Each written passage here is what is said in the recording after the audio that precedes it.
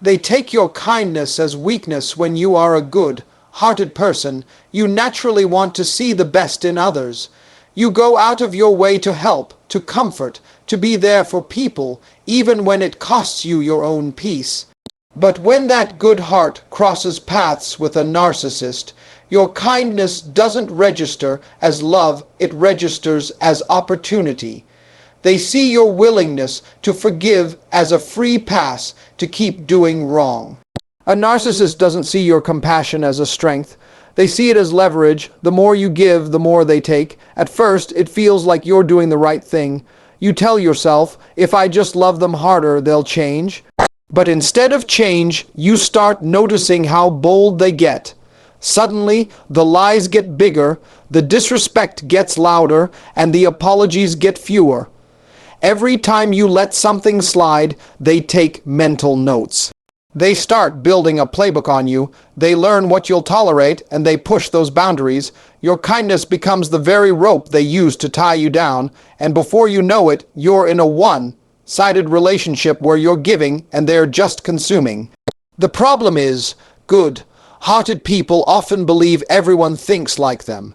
You believe if I wouldn't do that to them, they wouldn't do that to me. But narcissists don't think that way. They are driven by ego, control, and self-preservation. They're not in a relationship with you to grow with you, they're in it to drain you. The scariest part is that you start to think maybe you're the problem. You start overanalyzing every little thing you say and do while they keep taking advantage. They play the victim while you're the one bleeding inside. When you're nice to a narcissist, it's like giving them an unlimited credit card with no spending limit. They'll keep swiping until you're emotionally bankrupt. They thrive off of the energy you pour into them, but they'll never reciprocate. Kindness is powerful, but with the wrong person, it becomes your greatest liability, because a narcissist will twist it and weaponize it against you. They'll make you question whether being kind is even worth it anymore. And here's the truth, they will never stop taking as long as you keep giving. They won't wake up one morning and suddenly decide to treat you right just because you've been good to them. Narcissists don't respond to kindness, they respond to boundaries. The longer you stay nice without limits, the more they lose respect for you. You can't fix someone who enjoys breaking you. You can't heal someone who thrives on your pain. So, understand this. Being kind is a gift, but it's a gift that must be protected. Because if you keep giving it to someone who doesn't value it, you'll wake up one day with nothing left to give yourself. And that's exactly where a narcissist wants you: empty, weak, and under their control. When you finally recognize that your kindness is being used against you, it hurts. It feels like betrayal because, deep down, you know you never deserved it. But that pain becomes your greatest teacher. It teaches you to stop giving people access to a heart they don't know how to handle. Once you learn this, you stop apologizing for setting boundaries. You stop explaining why you deserve respect. You stop being nice at the expense of your own soul. And when you do that, you reclaim your power piece by piece. Because sometimes the bravest thing a kind person can do is stop giving kindness to someone who only sees it as weakness.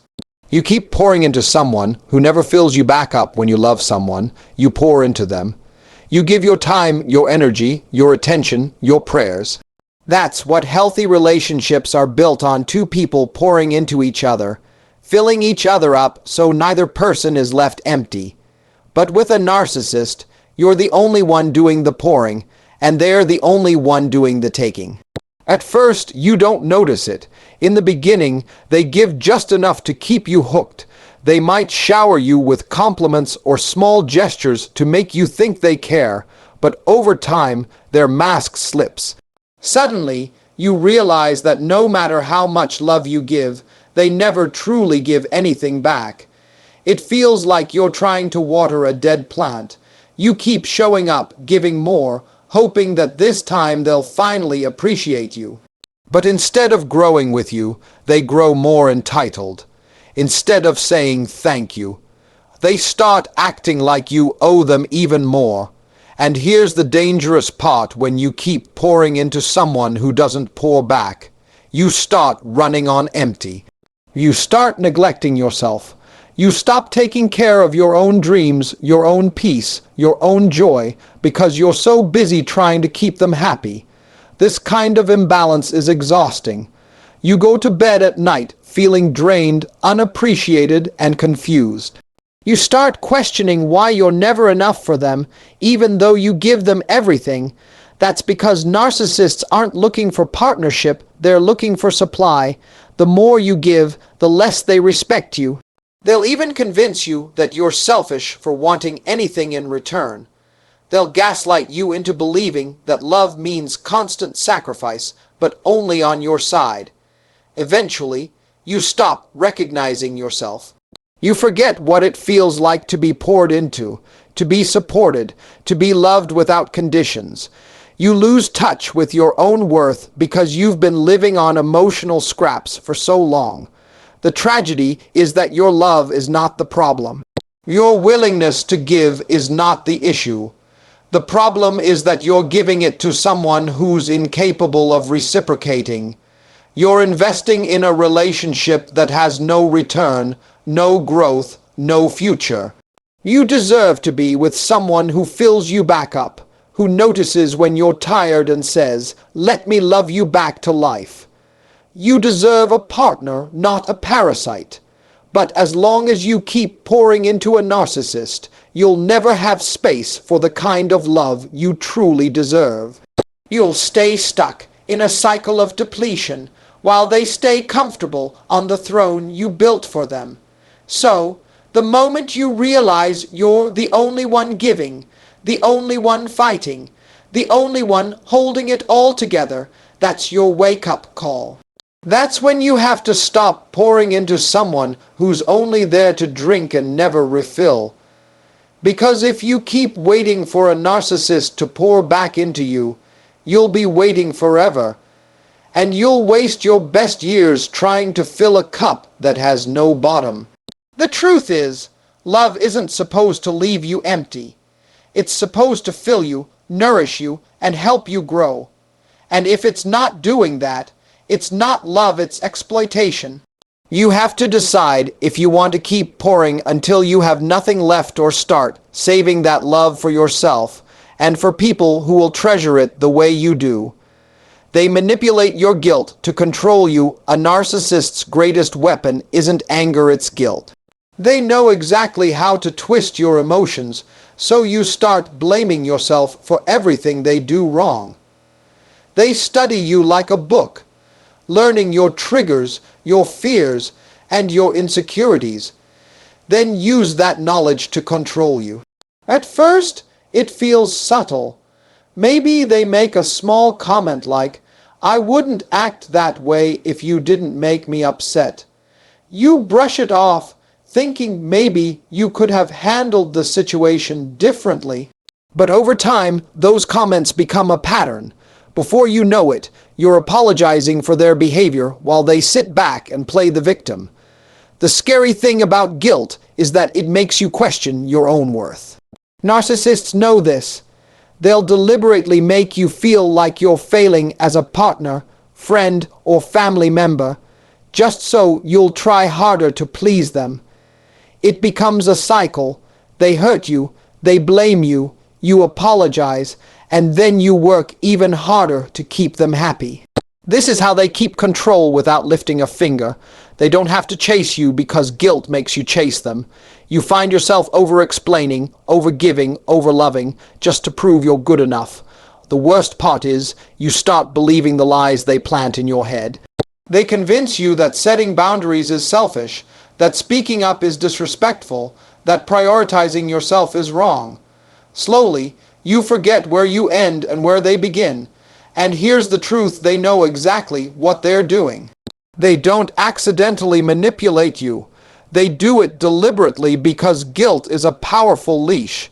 When they see you breaking free, they tug on that leash by reminding you of all the times you failed them. For example, you might finally build up the courage to walk away, And just when you think you're free, they'll say something like, "I can't believe you'd abandon me after everything I've done for you." Suddenly, you're second, guessing yourself, wondering if maybe you are the bad guy. But let me be clear, you are not responsible for someone else's toxic behavior. You are not required to destroy yourself to keep someone else comfortable. Your guilt is a weapon they've placed in your hand, and you can choose to put it down. Healthy love doesn't thrive on guilt. Healthy love says, we're both human, and we'll both make mistakes, but we'll grow together. Narcissistic love says, everything is your fault, and you must fix it, even if it breaks you. When you finally see the pattern for what it is, it feels like waking up from a bad dream. You start to realize how many times you've been manipulated, how many times you've apologized for things that weren't even your fault. That realization hurts, but it's also the beginning of freedom, because guilt can only control you if you believe you deserve it. The moment you start believing you deserve peace more than you deserve their approval, the game changes. They lose their power because you stop playing by their rules. You have to remember, guilt is their favorite tool because it works silently. But once you recognize it, you can refuse to let it guide you. You can choose clarity over confusion, strength over submission, and truth over lies. And when you do, you finally take back the control they tried to steal from you. You start losing your voice and identity. One of the most painful costs of being nice to a narcissist is that you slowly lose yourself without even realizing it. At the beginning, you still have your opinions, your dreams, your boundaries. You speak up when something feels wrong, but little by little, they chip away at that confidence until you no longer recognize the person staring back at you in the mirror. At first, you silence yourself just to keep the peace. You tell yourself it's not worth the argument. I'll just let it go. But the more you stay silent, the more they take advantage. Before you know it, your silence becomes the norm, and they expect you to never challenge them. This is how your voice disappears. It doesn't happen overnight. It happens conversation by conversation, argument by argument, until you wake up one day and realize you haven't spoken your truth in months or even years. And as your voice fades, so does your identity. The things you used to love doing no longer bring you joy because they've convinced you those things don't matter. Maybe they've mocked your hobbies, dismissed your passions, or belittled your dreams. Over time, you stop doing the things that make you you. The narcissist thrives on this. The weaker your identity becomes, the stronger their control grows. When you forget who you are, you become easier to manipulate, easier to gaslight, easier to keep trapped. They don't want you to be an equal partner. They want you to be an accessory to their life, someone who exists only to make them look good and feel powerful. The worst part is that you start to believe their version of you. They paint you as too sensitive, too needy, or too difficult, and because you've been conditioned to doubt yourself, you start to accept that narrative, but deep down there's still a part of you that knows the truth. A small voice that whispers, "This isn't who I really am."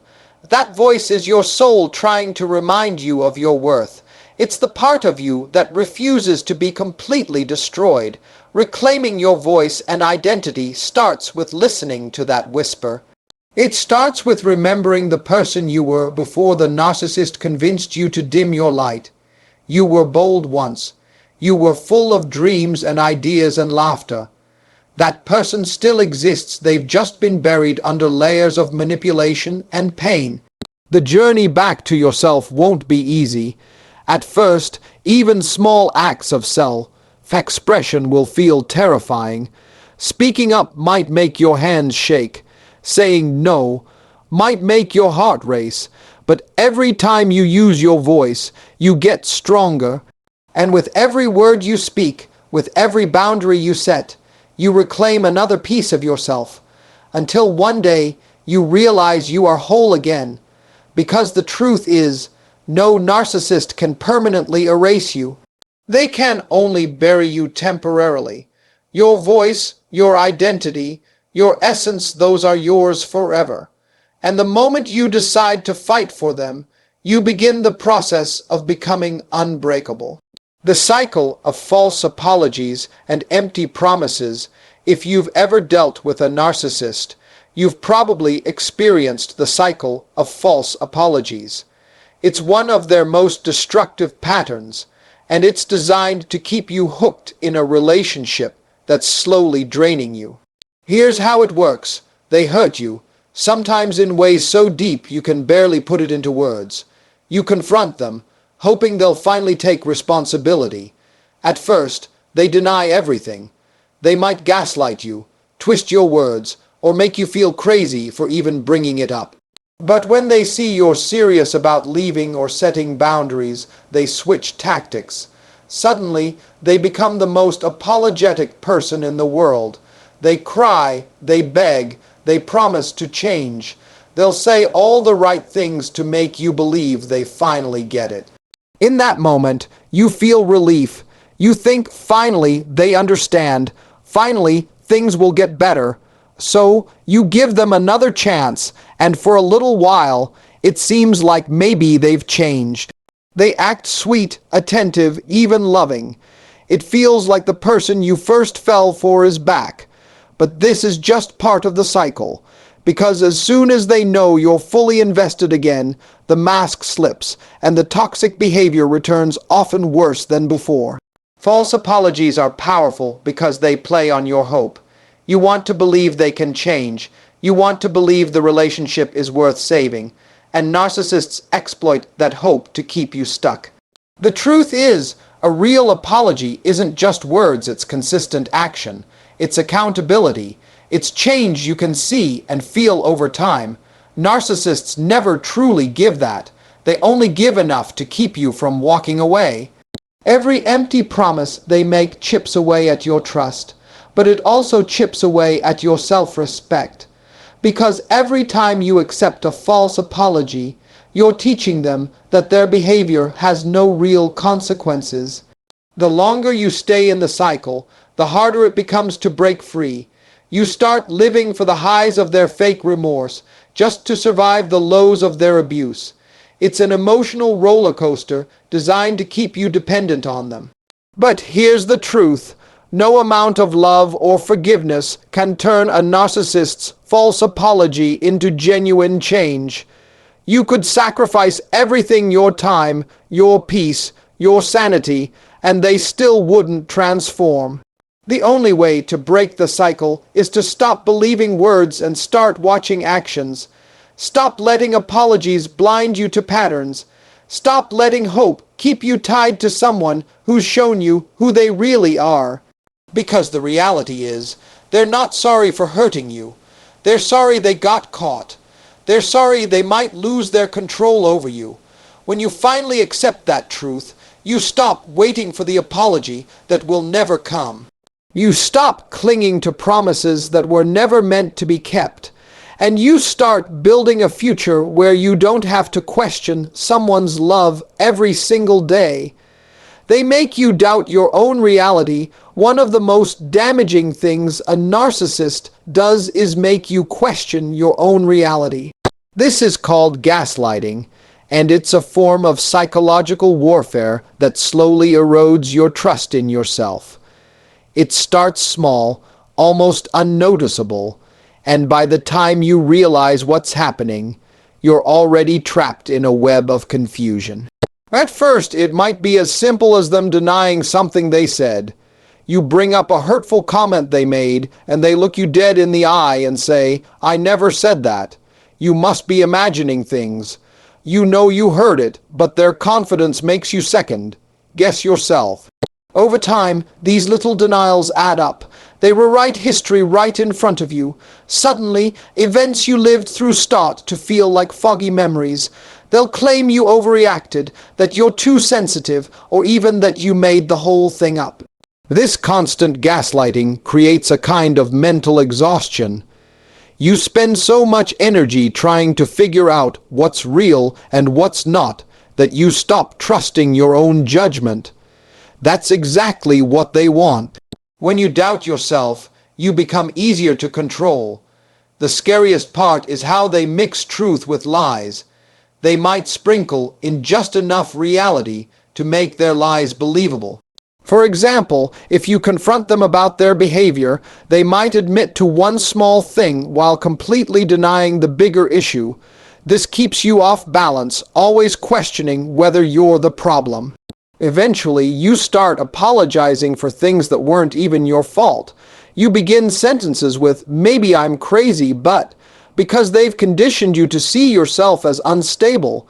Gaslighting also isolates you. When you try to talk to friends or family about what's happening, the narcissist will twist the story so you look like the villain. They'll say things like, "You know how dramatic they are," planting seeds of doubt in other people's minds too. As a result, you stop reaching out for support. You feel alone, trapped in a world where nothing makes sense except their version of reality. That's how they keep their power, by making you dependent on them for the truth. But here's the thing, your intuition has never been wrong. That gut feeling you've been ignoring, it's been screaming the truth this whole time. You've just been conditioned to silence it. Breaking free starts with trusting yourself again. It means writing things down, keeping track of conversations, and reminding yourself that your memory is valid. It means finding safe people who believe you and support you. The moment you start trusting your own reality again, the narcissist loses control. They can only manipulate you when you're confused. Clarity is their enemy. It won't happen overnight. Even after you leave, you might still hear their voice in your head, questioning every decision you make. But with time, that voice gets quieter, and your own voice gets louder. Remember this, they never owned your truth. They only borrowed it for a while and tried to twist it. But deep down, you've always known what was real. And when you finally stand in that truth, you become unshakable. Because no amount of lies can erase the power of a person who knows their own reality. Your mental health pays the highest price. Being nice to a narcissist doesn't just hurt your heart, it slowly destroys your mind. At first, you might just feel stressed or anxious, thinking it's temporary. But over time, the emotional abuse takes a serious toll on your mental health. You start living in a constant state of hypervigilance. You never know which version of them you'll get, the charming, loving one or the cold, cruel one. It feels like walking on eggshells every single day. This constant uncertainty triggers your body's stress response until it becomes your normal state of being. You might notice physical symptoms first: headaches, fatigue, trouble sleeping. These are signs that your nervous system is overwhelmed. But the deeper damage happens inside your mind. Anxiety becomes your constant companion.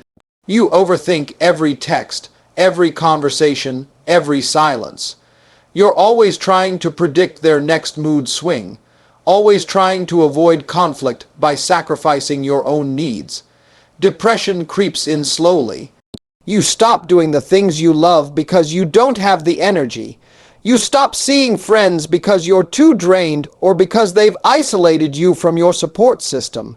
You start believing the toxic narrative they've fed you, that you're worthless, unlovable, and powerless. Some days, you might even feel like you're losing your mind. That's because narcissistic abuse creates cognitive dissonance, a clash between the reality you see and the lies they tell you. This mental tug-of-war leaves you exhausted and confused. The longer you stay, the more you start to internalize their voice as your own. Even when they're not around, you hear their criticism in your head. You second, guess every decision, every dream, every hope. This kind of damage doesn't just go away on its own. It can lead to long-term trauma responses like PTSD or complex PTSD. You might have flashbacks, nightmares, or intense emotional reactions that seem to come out of nowhere. And yet, through all of this, the narcissist will never take responsibility. They'll accuse you of being too emotional or crazy, further deepening your pain. But here's the truth, there is nothing wrong with you. Your reactions are normal responses to abnormal treatment. You've been living in survival mode, and your mind has been doing its best to protect you. Healing begins when you remove yourself from the source of harm. It begins when you prioritize your mental health the way you've always prioritized theirs. Therapy, support groups, journaling, these are not just tools for healing, they're lifelines. They remind you that you're not alone and that what you went through was real. Over time, as you heal, you'll notice your mind becoming clearer. The fog will lift, the anxiety will lessen, the depression will begin to fade, and you'll realize that your mental health isn't just about surviving, it's about thriving. It's about creating a life where peace is the default, not chaos. The highest price you've paid was with your mind, but the greatest gift you can give yourself is taking it back. Breaking free is the only way to heal. The hardest truth to accept about narcissistic abuse is that you cannot heal while staying connected to the person who hurt you. You can't fix a relationship built on manipulation, lies, and control by being nicer, more patient, or more forgiving. The only path to freedom is to break free completely. At first, the thought of leaving feels impossible. They've conditioned you to believe you can't survive without them. They've made you doubt your strength, your worth, and even your sanity. That's not by accident, it's by design. When you start thinking about leaving, they'll sense it. That's when they'll turn on the charm again, love, bombing you with affection and promises of change. They'll do whatever it takes to reel you back in because they thrive on your energy. But deep down, you know the truth. You've seen the cycle repeat too many times. You know that their promises are empty and their love is conditional. Breaking free requires courage you might not feel you have right now. It means setting boundaries so firm they can't be crossed. It might mean going no contact, blocking their number, deleting their messages, and cutting off all forms of communication. Yes, it will hurt. It will feel like withdrawal because narcissistic relationships are addictive. Your brain has been wired to crave their approval even when it's toxic. You'll go through a grieving process, not just for the relationship, but for the version of yourself you lost along the way. That grief is necessary. It's part of the healing journey. Surround yourself with people who truly love you, people who remind you of who you are and who you were before the abuse. Their support will be a lifeline on the days when you feel weak. As time passes, you'll start to see the world differently. You'll notice how peaceful life feels without constant drama. You'll realize how much energy you have now that you're not pouring it into someone who only takes. Most importantly, you'll start to reconnect with yourself. You'll rediscover your voice, your passions, your dreams. You'll remember that you are more than the pain they caused you. Healing doesn't happen overnight. There will be days when you miss them, even when you know they're bad for you. That's normal. It doesn't mean you should go back. It just means you're human. Over time, those feelings will fade, replaced by strength and clarity. You'll look back and realize how far you've come, how much you've grown, and how powerful you truly are. Breaking free isn't just about leaving them, it's about reclaiming your life. It's about choosing peace over chaos, truth over lies, and freedom over fear. The day you walk away is the day you start living again. It's the moment you stop being a prisoner to their games and start building a future filled with love, joy, and self-respect. Because at the end of the day, you can't heal in the same environment that broke you. You deserve a life that's free, whole, and completely yours. And the first step toward that life is having the courage to let go. The dangerous cost of being nice to a narcissist life will always test your heart. But some tests are meant to teach you a lesson you'll never forget. Being nice to a narcissist is one of those lessons. You start out thinking you're helping someone, loving someone, saving someone, but in reality, you're slowly losing yourself piece by piece, while they feed on your kindness like a parasite. You have to understand this. Your kindness is a gift, but it's not meant to be thrown into a bottomless pit. It's not meant for someone who twists it into weakness, manipulates your guilt, and makes you question your own reality. That's not love. That's control. That's destruction dressed up as devotion. A narcissist will never change because they don't believe they need to. They see your pain as proof of their power. Every tear you cry, every apology you make, every time you stay when you should walk away, it feeds their ego and keeps them in control. But there comes a moment, a sacred, powerful moment, when you finally see them for who they are and see yourself for who you really are. That moment is when you realize you deserve more than survival. You deserve peace. You deserve respect. You deserve a love that builds you up instead of breaking you down. Breaking free isn't easy. It feels like ripping off chains that have been wrapped around you for years. You'll feel fear, doubt, and grief. But on the other side of that pain is freedom. On the other side of that fear is the life you were always meant to live. You have to make a decision. Do you want to keep losing yourself trying to love someone who will never truly love you back?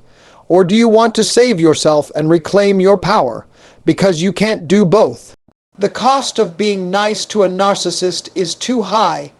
It costs you your voice, your identity, your mental health, and sometimes even your future. But the reward of walking away is priceless. It gives you back your strength, your clarity, and your soul. Don't wait for them to change. Don't wait for the perfect apology or the perfect closure. You are the closure. You are the ending to their chapter in your life. Stand tall. Take a deep breath and walk away knowing this truth. You are not responsible for fixing someone who enjoys breaking you.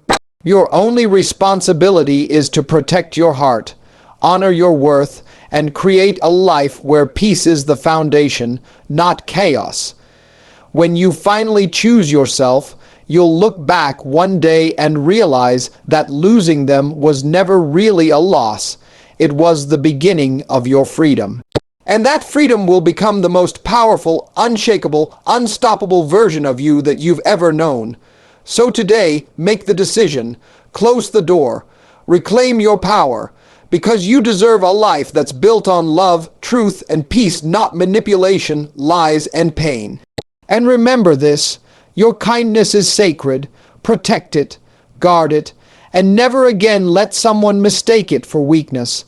Because your heart is not a weapon for someone else to use. It's the crown you wear as you rise into the life you were born to live.